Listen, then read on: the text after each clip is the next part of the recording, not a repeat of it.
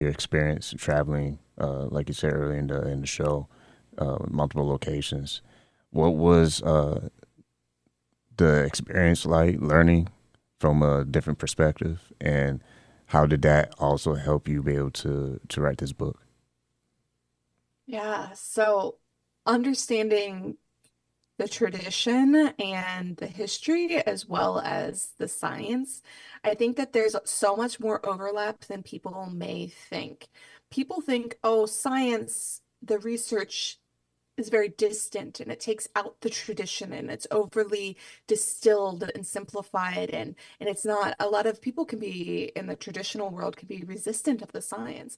But when I read research on meditation, on yoga, the researchers themselves are practitioners. That's why they're doing this research. It's not like there's a lot of money in this field, or tons of grants in this field. They're doing it because they're passionate and they think that it can help with anxiety, chronic pain, heart disease, etc. So that's why they're committing their lives to it.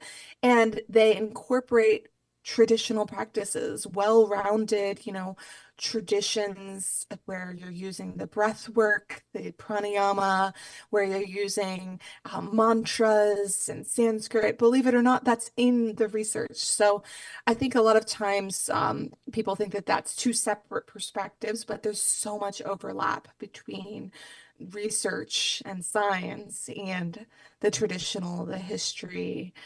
So that's been something pretty surprising to me.